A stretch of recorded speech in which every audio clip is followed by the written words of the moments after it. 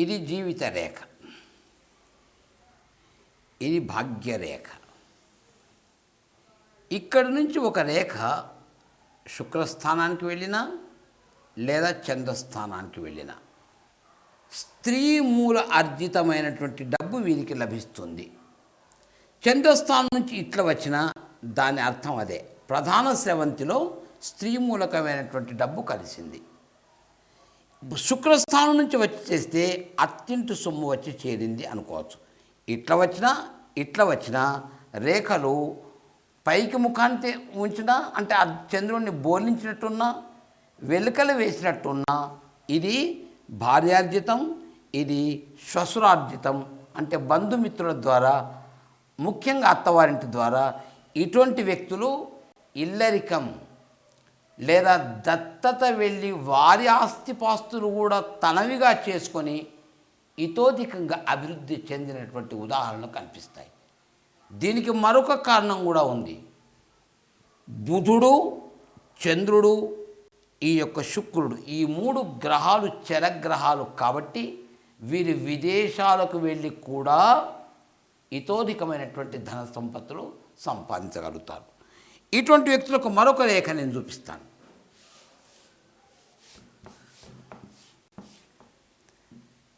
ఇది విదేశీ గమన రేఖ, ఇది భాగ్యరేఖ, ఇది స్వార్జిత రేఖ. ఇక్కడి నుంచి ఒక రేఖ ఇక్కడికి వెళ్ళి ఇక్కడికి చేరింది. ఇక్కడి నుంచి మరొక రేఖ వెళ్ళి ప్రధాన స్రవంతిలో కలిసింది. అంటే ఈ యొక్క శని స్థానం ఉన్నటువంటి పరిపూర్ణమైనటువంటి రేఖ స్థాయి రేఖ ఒకటి, స్వార్జితమైనటువంటి రేఖ మరొకటి, ప్రధాన పిత్రార్జిత పూర్వార్జిత ధన సంపత్తులు ఒకటి, విదేశీ భార్య కూడా, ఇది విదేశీ రేఖ కాబట్టి చంద్రుడు చరగ్రహం కాబట్టి భార్య కూడా విదేశాలకు వెళ్ళి ఆమె కూడా అక్కడ ధన సంపత్తులకు సమకూర్చుకొని, అంటే అక్కడ ఉద్యోగం చేస్తూ ప్రధాన సేవంతుల కలిసి భర్తకు తోడ్పాటుగా ఉండటం, ఈ వ్యక్తి కూడా విదేశాలకు వెళ్ళి అక్కడి సంపాదన కూడా చేయటం, ఇన్ని రేఖలు కొంతమంది భాగ్య జాతకులకు కనిపిస్తూ ఉంటాయి. కానీ కొందరికి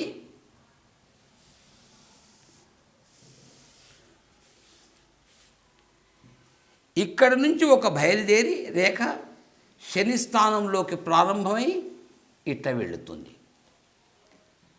అంటే ఇక్కడ కొందరికి గుణకం కూడా ఉంటుంది. ఏది? గురుస్థానం లోపట. ఇది భార్యాస్థానం, స్త్రీ స్థానం. కొంతమంది రహస్యమైనటువంటి స్త్రీ అర్జితం అని కూడా కొంతమంది అభిప్రాయ భేదంతో చెప్తారు. విదేశాలకు వెళ్ళటం, భార్యార్జితం ఉండటం, స్వార్జితానికి తోడు కావటం, ఈ గుణకం భార్య విద్యావతి, వినయవతి, శీలవతి, గుణవతి, లక్షణవతి, వీటన్నిటికి మించి అనుకూలవతి కావటం వలన దానాలు, ధర్మాలు, ఇతోధికమైనటువంటి ఆర్థిక అభివృద్ధులతో పాటు గౌరవము, భక్తి, శ్రద్ధ, ఉదారత వంటి ఉదాత్తమైనటువంటి లక్షణాలతో కూడుకున్నటువంటి గుణసంపన్నురాలైనటువంటి భార్య లభించటం, ఆమె ద్వారా కూడా అయాచిత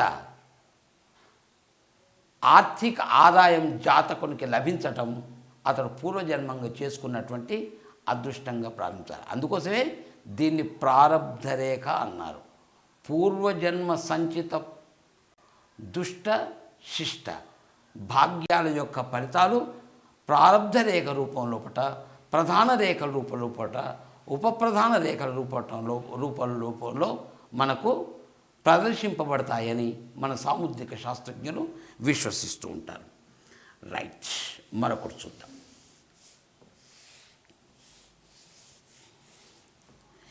ఇది జీవిత రేఖ, ఇది బుద్ధి రేఖ, ఇది హృదయ రేఖ. కొంతమందికి భాగ్యరేఖ ఇక్కడి నుంచి బయలుదేరి ఇక్కడి వరకు వచ్చి మాత్రం ఆగిపోతుంది. దీనిని దాదాపు 45 సంవత్సరాల వరకు వయస్సును పరిగణిస్తారు. ఈ జాతకుడు ఆ కాలం వరకు పూర్వార్జితమైన, పిత్రార్జితమైన, స్వార్జితమైనటువంటి ధన సంపత్తులు కలిగి ఉంటాడు. కానీ ఇక్కడి వరకు రావటము కించిత్తు ఖండించటము ఒకవేళ జరిగితే మట్టుకు దురభ్యాసాల మూలకంగా కావచ్చు, స్వయం అనుశాసనం లోపించి కావచ్చు, కుటుంబ సభ్యుల యొక్క క్రమశిక్షణలో లోపం రావచ్చు, దుర్మార్గులైనటువంటి సంతానం కలగటం వలన కావచ్చు, స్త్రీ ఇతోధికమైనటువంటి కోరికలతో తప్పుదారు పట్టించడం వల్ల కావచ్చు, ఏ రకంగానైతే ఏమిటి కొన్ని దోషాలకు స్వయంకృత అపరాధాల వలన ఎనలేని ధన నష్ట జాతకులు అని చెప్పచ్చు వీళ్ళను. అంటే చాలా ధనాన్ని నష్టపోతారు. ఇంతేలా పూలమ్మిన చోట కట్టెలు అమ్మే దుస్థితి ఏర్పడుతుంది. ఆ ప్రాంతాన్ని విడిచిపెట్టి మరొక చోటుకి పోయి జీవిస్తారు, లేదా అక్కడనే భిక్షమెత్తుకునే పరిస్థితి కూడా ఈ వ్యక్తులకు రావచ్చు. కాబట్టి ఈ రేఖ ఇక్కడి వరకే ఆగిపోవటం మాత్రం మంచిది కాదు.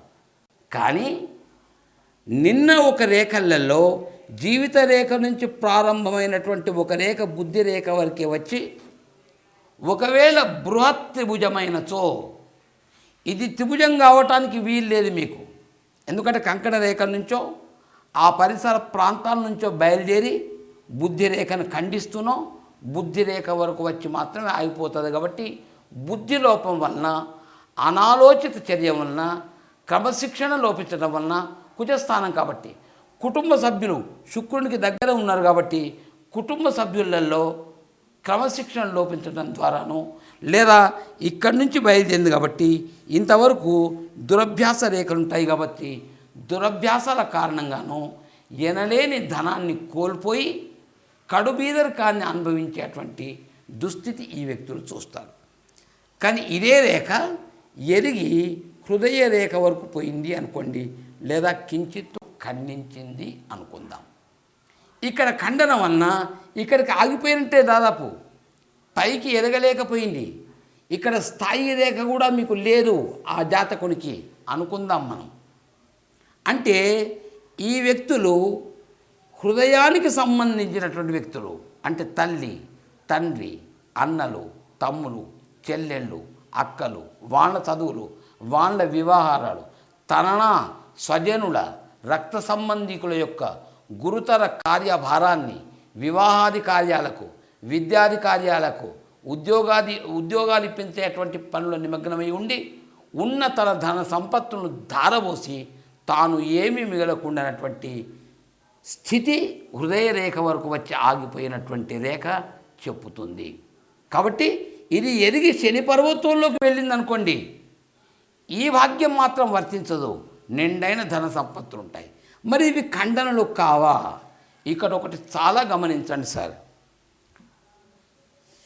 ఇవి ప్రధాన రేఖలు, ఇవి ఉప ప్రధాన రేఖలు.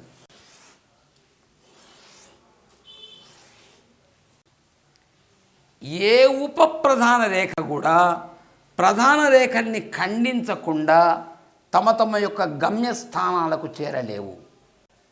భాగ్యరేఖ శని గ్రహ పర్వత పీఠానికి వెళ్ళాలి అనుకుంటే మట్టుకు ఇది ఖచ్చితంగా బుద్ధి రేఖను ఖండించాల్సిందే, హృదయ రేఖను ఖండించాల్సిందే. ఇవి ఖండనలు కావు. గమ్యస్థానంలో తారసపడిన అన్య రేఖల యొక్క సమాగమము. అంటే ఇక్కడ ఇదొక తోవ, ఇదొక వే.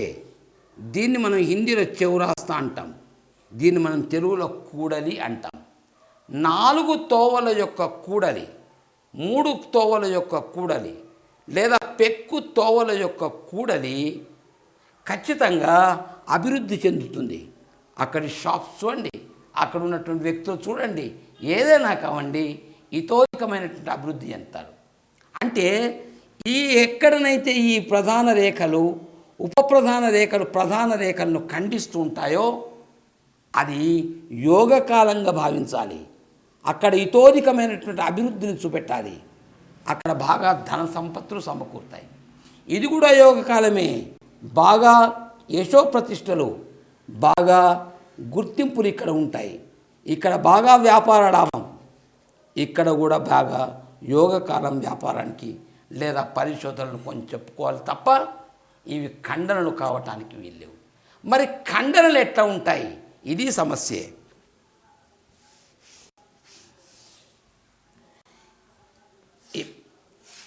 ఈ ప్రధాన రేఖను ఇదొక ఖండన రేఖ, ఖండించింది. ఇది ఖండన రేఖ. కొంతమందికి మీకు గుణకం ఇది ఖండన రేఖ అవుతుంది, ఇది గుణకం అవుతుంది. ఇటు నుంచి ఒకటి వస్తే నక్షత్రం కూడా అవుతుంది. ఇది ఖచ్చితంగా ఆర్థిక నష్టాన్ని తెచ్చిపెడుతుంది. ఇక్కడనే ఉంది కాబట్టి దీని ప్రభావం జీవితాంతం ఉంటుంది. ఇక్కడెక్కడో అవుతే మట్టుకు ఆ గుణకం కనబడితే మట్టుకు బుద్ధి రేఖ నుంచి 45వ సంవత్సరం నుంచి అది మీకు కనిపిస్తుంది. ఆ గుణకమే మీకు ఇక్కడ కనిపిస్తే 55 సంవత్సరాల వరకు మనం చెప్పవచ్చు.